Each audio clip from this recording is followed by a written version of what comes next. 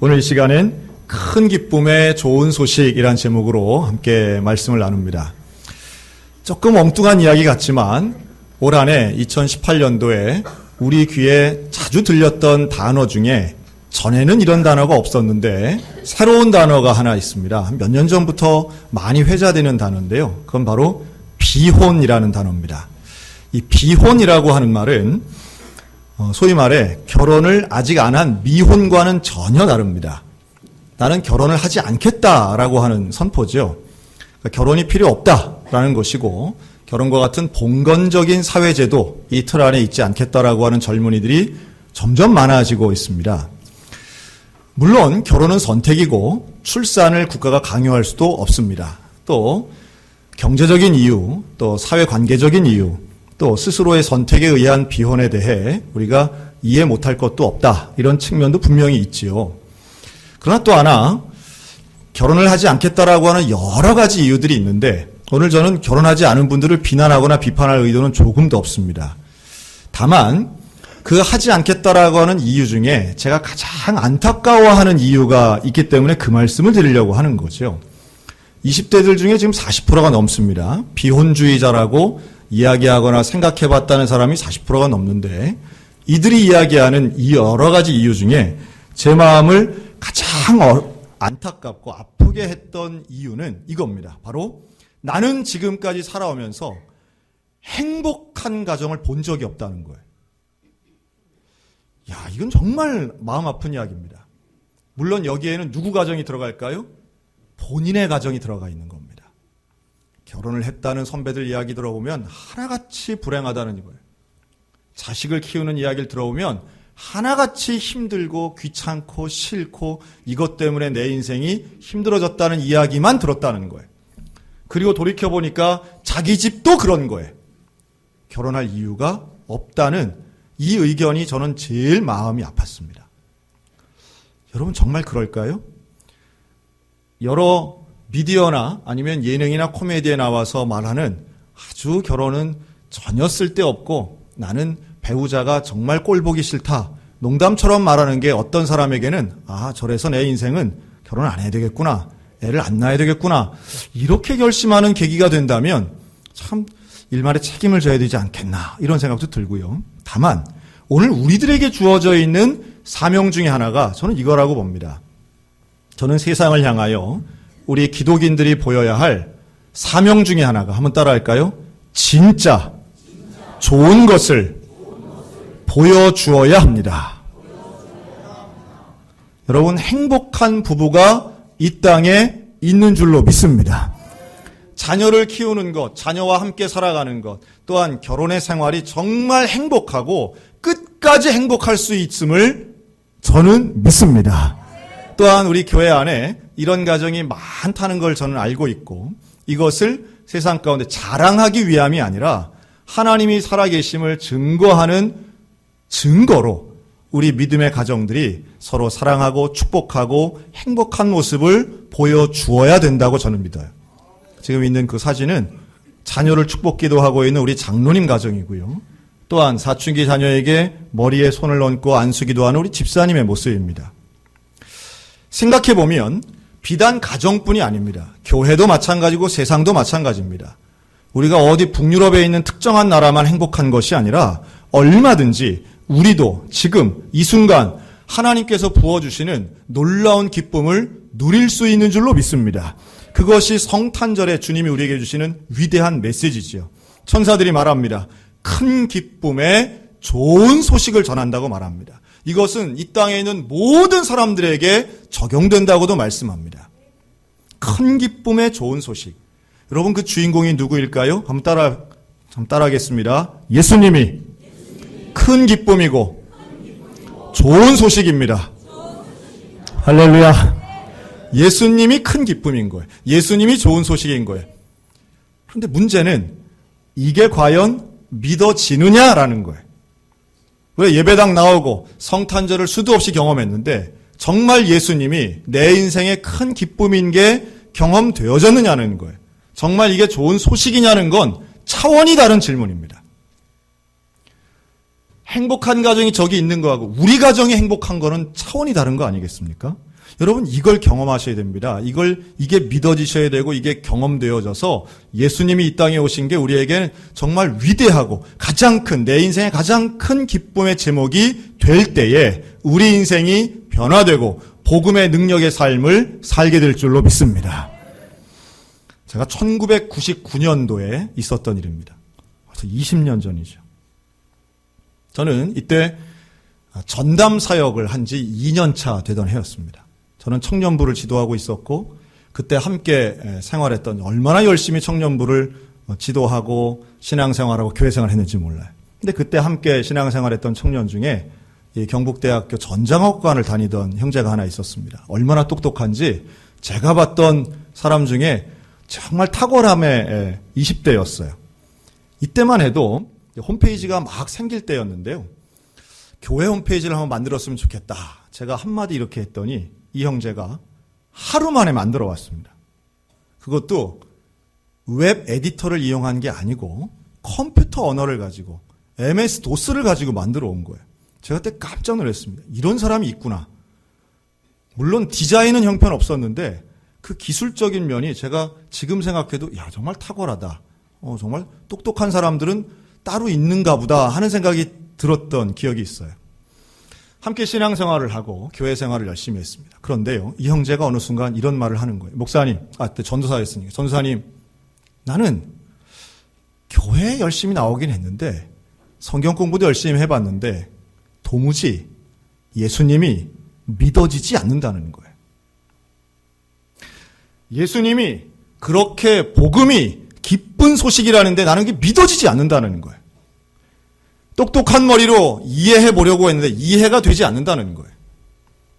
안타깝지요. 아마 그런 분들 제법 계실 겁니다.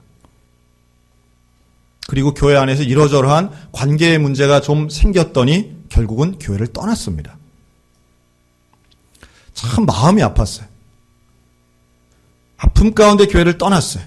그리고 1999년 그해 그 날짜 이후로 저와는 한 번도 연락된 적이 없습니다. 마음 아픈 거죠. 물론 교회에서는 많은 사람들이 교회를 떠나가기도 합니다. 또 많은 사람들이 교회를 오기도 합니다.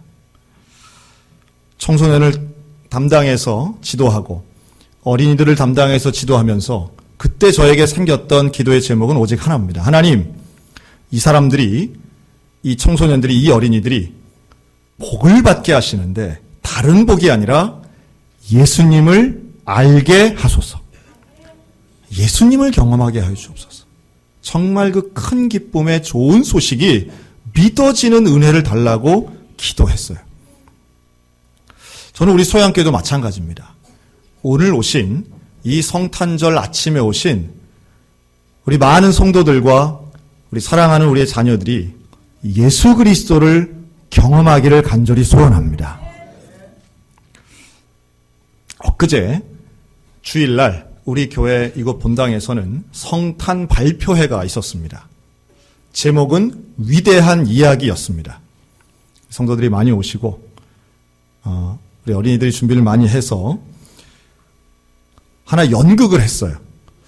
그런데 그 연극 전에 우리 유아교회 아이들이 나와서 깡충깡충 뛰면서 큰 기쁨의 좋은 소식을 선포했습니다. 노래했어요. 얼마나 귀여운지 몰라요. 이렇게 아이들이 나와서, 어린아이들이 나와서 율동을 하면 엄마들 난리 납니다. 할아버지들 열심히 찍습니다. 근데 저도 매년마다 이걸 찍어요. 제가 찍는 이유는 조금 다르긴 한데, 그런데 저는 그 아이들의 모습이 마냥 귀엽지만은 않습니다. 저는 그 아이들의 모습을 볼 때마다 동일한 기도를 하는 거예요. 하나님, 쟤들에게 이것이 댄스로, 문화행사로 그냥 끝나지 않고 예수를 알게 하소서. 어른들이 박수 해주는 거, 격려해주는 거 참 좋은 경험이지만 그것보다 더 중요한 것은 예수님을 만나야 됩니다. 낯선 연극이었습니다. 사실 지난 주일 저녁에 했던 연극은 우리 교회 전도사님이 직접 대본을 쓴 창작극이었어요. 그래서 성탄절이지만 마리아와 요셉이 등장하지 않았고 구유도 나오지 않았고 동방박사도 없었습니다.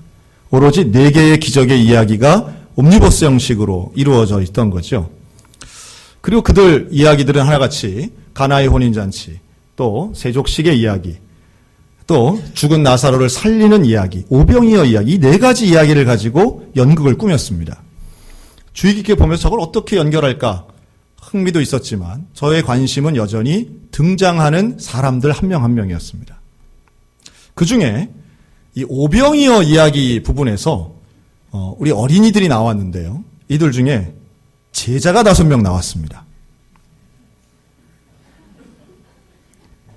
빌립, 안드레, 요한, 야고보, 베드로가 나왔습니다. 여러분 혹시 사진이 조금 작긴 한데요. 이 5명의 어린이 중에 이름을 아는 어린이가 있으십니까? 얘네들은요, 거의 평생 우리 교회를 다녔습니다. 웬만한 우리 집사님들보다 우리 교회 오래 다닌 아이들이 대부분입니다. 그런데 잘 모르시겠죠? 얘들이 누군지 제가 소개하겠습니다. 먼저 빌립입니다. 빌립은 이름이 이서준입니다. 우리 지금 성가대하는 이한영 집사님, 이민희 집사님의 큰아들이고요. 현재 초등학교 5학년입니다. 자, 두 번째 안드레입니다. 안드레는 이규벽입니다. 규벽이는 허윤희 집사님의 아들이고요. 현재 초등학교 5학년입니다. 가운데 있는 유일한 여학생이죠. 최예나입니다. 얘는 최태명 집사님, 임승경 집사님의 딸입니다. 둘째 딸이죠. 중학생 언니 시은이가 있습니다. 현재 얘나는 초등학교 4학년입니다. 제법 큰 등치인데 우리 안드레는 야고보죠. 야고보는 초등학교 4학년 김진휘입니다. 진휘는 김윤수 주혜선 집사님 아들이고요.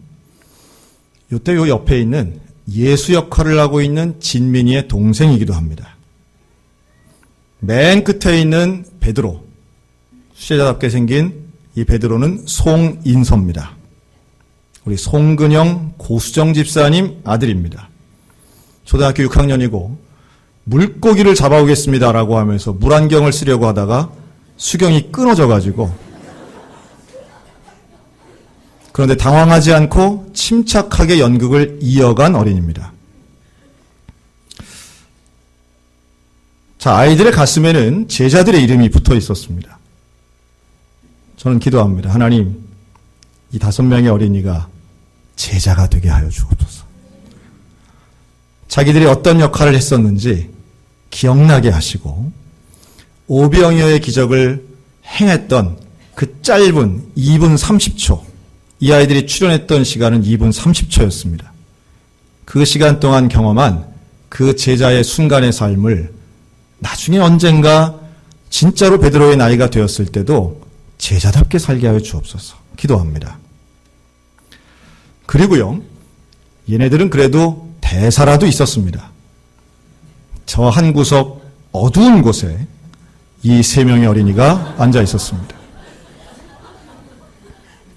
이들을 잘 보시기 바라요. 이들의 눈빛은 하나같이 반항적입니다. 자, 이 3명을 소개합니다. 양하늘, 양석호, 정민입니다. 이 3명은 공통점이 있습니다. 이 3명은 다 중학교 1학년입니다. 그 무섭다는 중학교 2학년이 내년이면 됩니다. 눈빛에서 느껴지지요. 자, 하늘이는 우리 김선아 양영선 집사님 아들이고요. 석호는 신경자 집사님의 아들입니다. 민희는 정윤기 고현주 집사님 아들인데요.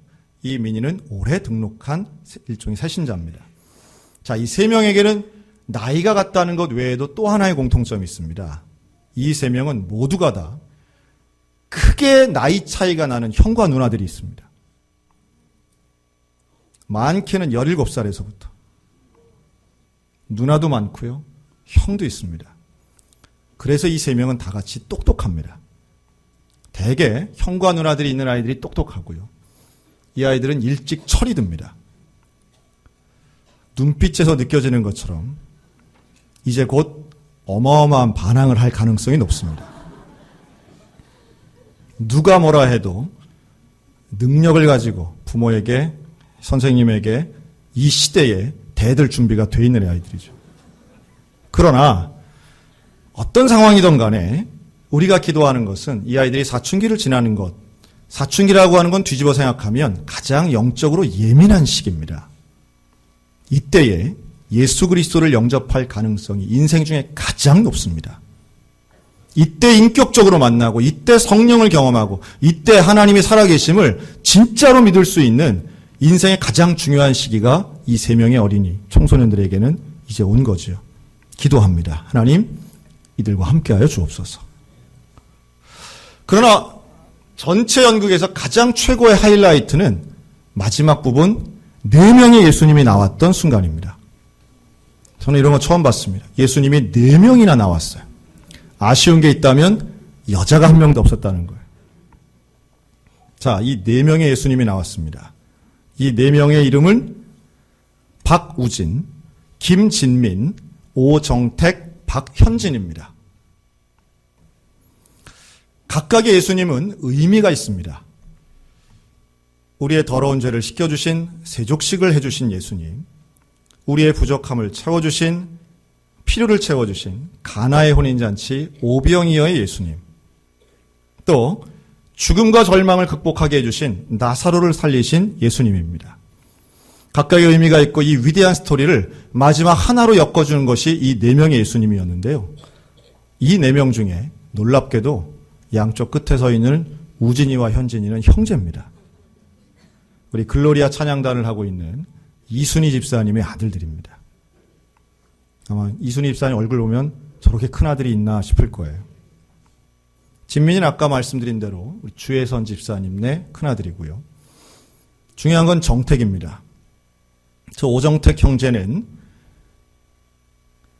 중고등학생과 같이 나란히 서 있으니까 어려 보이지만 실제로는 군대를 갔다 온 예비역 청년입니다. 놀라운 얘기죠. 그리고 우리 교회에 출석한 지는 지금 1년이 조금 넘습니다. 올해 입교했습니다.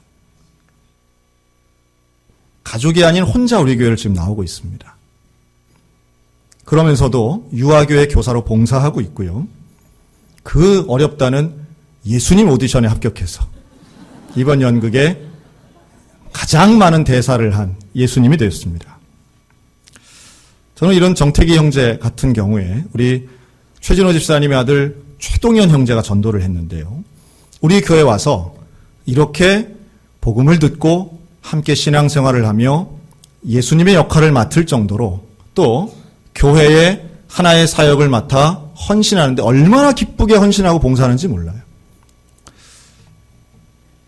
가족이 없으면 사실은 교회에 오래 출석하기 어려운 것도 현실입니다. 그러나 우리 오정택 형제 같은 이런 청년들, 이런 20대들이 저는 우리 교회에 더 많이 왔으면 참 좋겠습니다. 그리고 그 큰 기쁨의 좋은 소식 되시는 예수님과 동행하는 일생을 살기를 소원합니다. 자, 이 4가지 이야기를 전체를 이끌었던 화자가 있습니다. 진행을 했던 두 사회자의 역할을 했던 선생님들이 있죠. 이 두 사람 여러분 아시겠습니까? 한 명은 김민철, 또 한 명은 장세은입니다. 김민철 형제는 우리 임정빈 집사님의 아들이고 홍명심 권사님 손주입니다. 평생 우리 소양교회 다녔습니다. 얼마나 똑똑하고 재능이 있는지 중고등부 때 회장을 도맡아 했고요. 이런 거 하면 그날 이 예능적인 감각도 뛰어나서 어떤 일을 주어져도 다 감당할 수 있는 정말 젊은 능력의 청년입니다. 제가 이걸 소개하는 이유는 장세은 자매 때문입니다. 세은이는 고등학생 때부터 우리 소양교회를 나왔습니다. 그리고 수련회와 주일 예배를 통해 예수님을 만나게 됩니다. 불신 가정에서 혼자 나오던 세은이는 세은이의 집에는 딸만 4이 있습니다. 요즘 보기 드문 복된 가정입니다. 그런데 예수님을 만나고 그 좋고 기쁜 소식을 누구에게 먼저 전하는가 하면 자기 동생들에게 전했습니다. 그래서 3명의 동생 중에 2명을 전도해서 현재 우리 교회에서 함께 신앙생활하고 있습니다. 저는 이러한 복음을 듣고 복음을 경험한 사람은 반드시 복음을 전한다고 믿습니다. 중요한 건 여기 있는 우리 모두가 이 예수 그리스도를 과연 경험했느냐라고 하는 것입니다. 예수님이 과연 나에게 기쁜 소식인가? 라고 하는 것을 여러분 확인해 보셨으면 좋겠습니다. 성탄절은 우리의 습관처럼 신앙생활은 그냥 지나가는 것이 아니라 나의 인생에 가장 위대한 소식이고 가장 기쁜 소식이고 내 삶을 변화시키는 가장 풍성한 이야기인데 그 복음의 이야기가 오늘 나의 삶을, 나의 가정을 과연 붙잡고 있는가? 저는 우리 소양교회가 그런 의미에서 복음의 역사가 있는 행복한 교회가 되었으면 좋겠습니다. 여러분이 행복한 교회는 사람 숫자 늘어나는 건 두 번째예요. 여기는 한 사람 한 사람에게 예수 그리스도의 이름이 기쁨이 되고 그 복음의 소식이 감격이 되어서 내 삶의 현실 속에 녹아들 때에 우리 교회가 진짜 좋은 교회, 행복한 교회가 될 줄로 확신합니다. 여러분 이거 위해서 기도해야 돼요. 저는 앞으로도 기도합니다.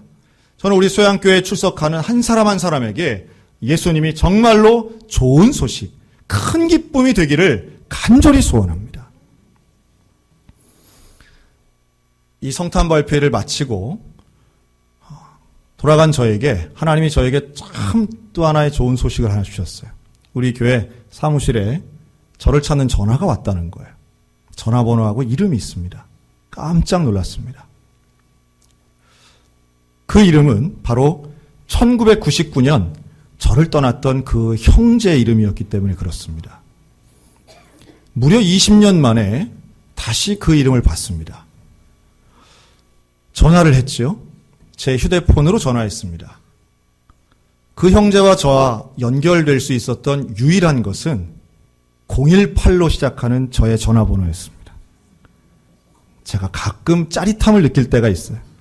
아직도 투지폰을 쓰고 있는 제 휴대폰 번호를 기억하고 그것을 가지고 연결되었던 과거 시점의 어떤 사람들과 그 번호로 통화할 때의 짜릿함이 가끔씩 있습니다.